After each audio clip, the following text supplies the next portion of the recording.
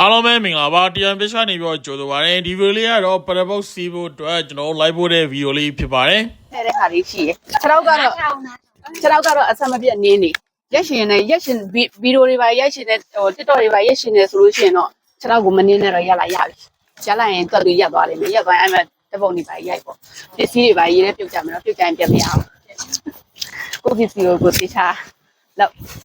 ဒါကတော့ပရပုတ်စီးမဲ့သူတွေ form ဖြည့်ရတာဖြစ်ပါတယ် form ဖြည့်ပြီးသွားရင်အဲ့စာရွက်ကို counter မှာပြန်တော့ပေးလိုက်ရင်ရပါပြီ နာမည်တွေရက်ဆွဲတွေပြည့်အောင်အမှန်အကန်ထဲ့နော်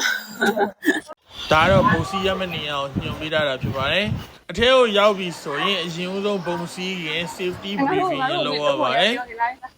အားတော့ကျွန်တော်တို့ live ပို့ပေးခဲ့တဲ့ညီမလေးတွေပါ safety briefing လုပ်ပေးမဲ့ဝန်ထမ်းစီကိုသွားနေတာပါ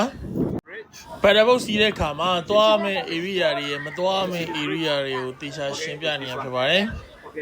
ရေထဲမှာတခြားရေရင်တွေလည်းသွားလာနေရဖြစ်တဲ့အတွက်မသွားသင့်တဲ့နေရာတွေမသွားဖို့အတွက်တေချာရှင်းပြပေးနေရဖြစ်ပါတယ်ဒါကတော့မြေပုံမှာ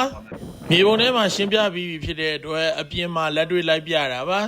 မြေပုံနဲ့အပြင်ကတော့နည်းနည်းကွာခြားမှုရှိတဲ့အတွက်အခုလိုမျိုးနှစ်မျိုးလုံးလိုက်ပြတာပါအဲ့အတွက်ကြောင့်အရန်ဆေးဖြစ်ပါတယ်ပရပုတ်စီးရတာဒီကံချက်တွေပြောပြီးတဲ့နောက်ပိုင်းမှာဒါတော့ life jacket size ရွေးရမှာဖြစ်ပါတယ်ကိုနဲ့တော်တဲ့ size ပေါ့နော် မအရှိကိုဝေးရဒီလိုဝေးရအေးဟုတ်တယ်မရှေ့ကိုဒါကြီးတိတ်ပီလေးရှိလဲ အရင်နေနဲ့စိတ်လှုပ်ရှားပြီးပြောနေပါတယ်ဒီမကြီးရော ဒီကြီးနေရန်ခုန်တယ်ဟဲ့ရေပေါ်ဒါပထမဆုံးသွားမှာ ပထမဆုံး ပထ လား မဆုံးတစ်ခါမှတီမောတို့ဘုတ်တို့လေးတစ်ခါမစီဘူး ဟုတ်လားဒါပထမဆုံးချိန်ပါ အေးတိုက်ကြီးဘက်ကပဲ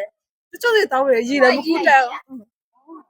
အဲ့တော့အရန်ရေတုံနေတော့တကယ်ဒါပထမဆုံး မြေကျွတ်လည်း သူတို့တွေကရော ငါတို့မြေပြီးနောက်မှနေတာ ဒီရေပေါ်ကို ဒါဘဝနဲ့ဘာဖြစ်ရေခုတက်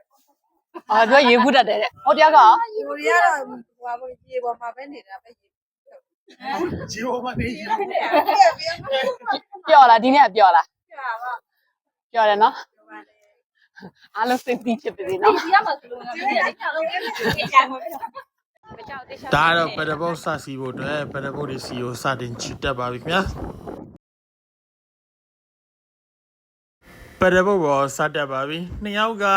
ခြေထောက်နဲ့နင်းရမှာဖြစ်ပြီးတော့ကျန်တဲ့နှစ်ယောက်ကတော့အရှိမအေးဆေးလေးထိုင်လိုက်ရမှာပါဒါပေမဲ့သူတို့ကတော့3ယောက်ဆိုတော့ရှေ့မှာတစ်ယောက်ကတော့အေးဆေးပါပဲ